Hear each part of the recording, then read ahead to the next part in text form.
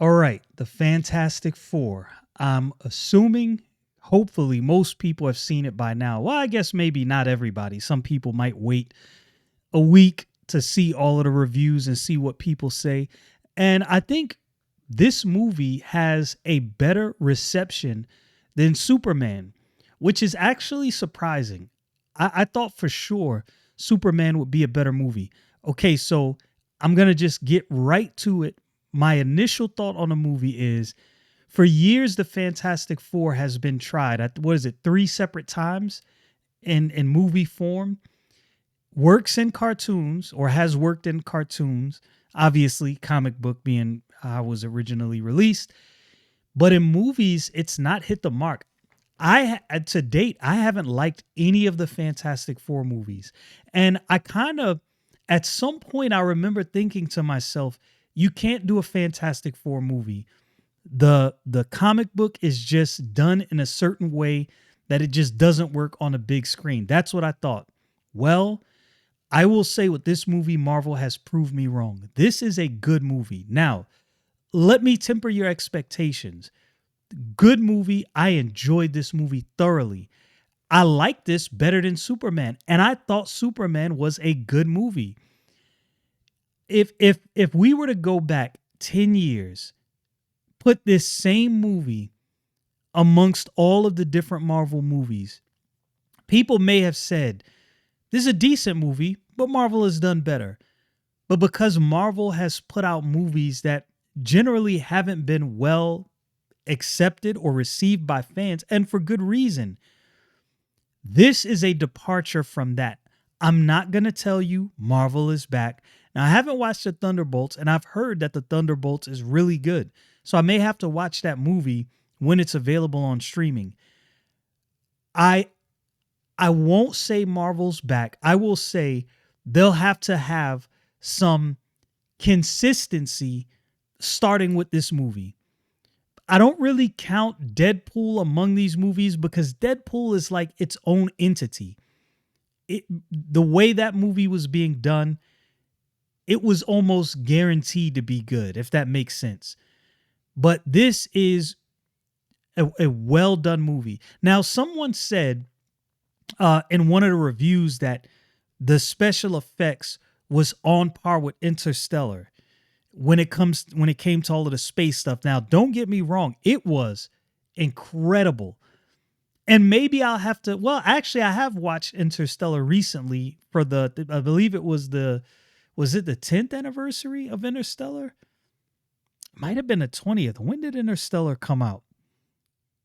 I'm pretty sure it was the 10th anniversary of Interstellar. Let's see. When did the movie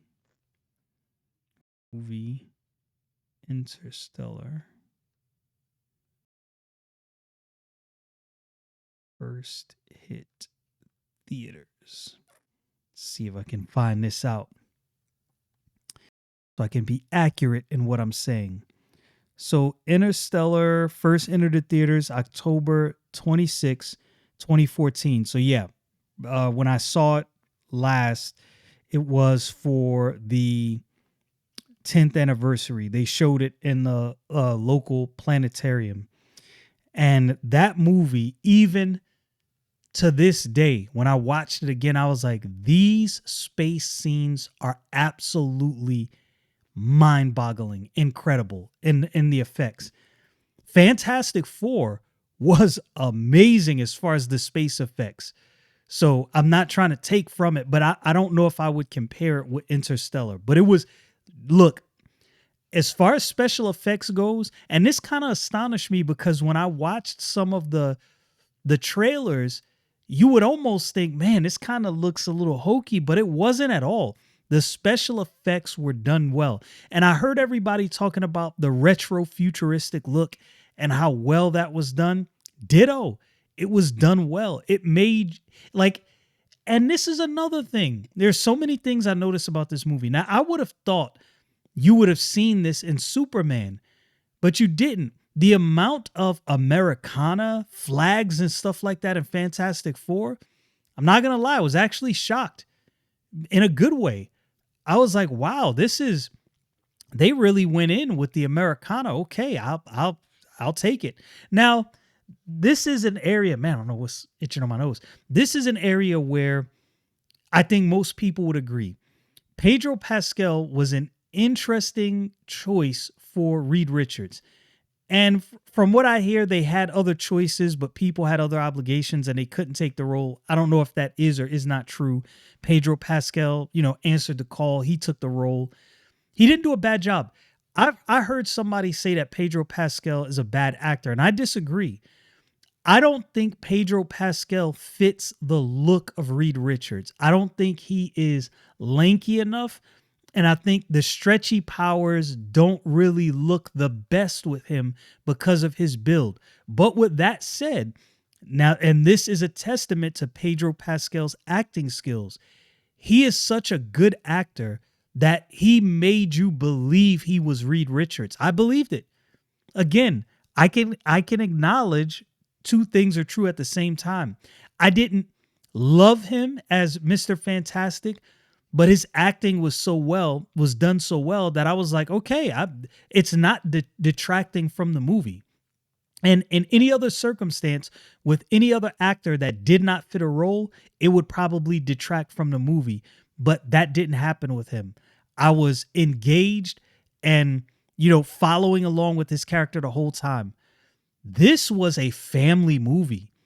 This is such a departure from what you think of something coming out of Disney and something being done by Marvel. This was a celebration and a nod to families. It really was. That's what I felt like. And the Fantastic Four comic book, in my opinion, has always been that as well. Galactus.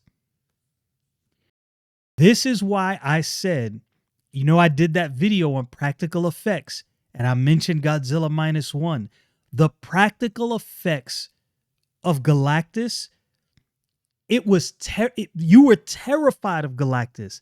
My daughter, me and my youngest daughter went to see it and she was like, Dad, the whole time I was like seriously terrified by Galactus. He was such an imposing character that you believe this danger was imminent and it was real. Johnny Storm, I did not think I was going to like the actor they chose for Johnny Storm. I was wrong. He did a fantastic job, all pun intended. He did a fantastic job. Ladies man, but he wasn't an idiot. He wasn't a dummy. They painted everyone in the Fantastic Four brilliant within their own right, within their different respects. The banter back and forth between them was good. The movie was not overblown with jokes. The movie was done well. The script, I followed along. There were a couple places where you kind of felt like the script pumped the brakes.